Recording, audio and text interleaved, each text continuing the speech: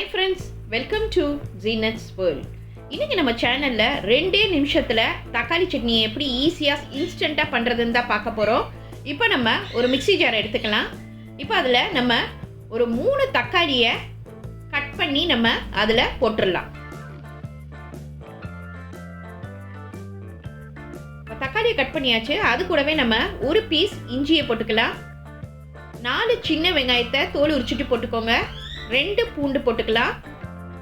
அது கூடவே 4 காஞ்ச மிளகா நான் போட்டிருக்கேன். அவங்கவுங்க காரத்துக்கு ஏற்ற மாதிரி போட்டுட்டு கல்லுப்பு கொஞ்சம் போட்டுக்கோங்க. இப்போ இதை நம்ம மிக்ஸி ஜாரில் நல்லா நைஸாக அரைச்சி எடுத்துடலாம். இப்போ அரைச்சதை நம்ம இப்போ இதை ஒரு பவுலில் போட்டுக்கலாம். இப்போ நம்ம தாளிப்பு சட்டியில் எண்ணெயை நல்லா காய வச்சுட்டு 1 ஸ்பூன் கடுகு, 1 ஸ்பூன் உளுந்து, கருவேப்பிலை கொஞ்சம் போட்டுக்கோங்க. நல்லெண்ணெய் போட்டு தாளிங்க, அப்போ தான் டேஸ்ட்டு சூப்பராக இருக்கும்.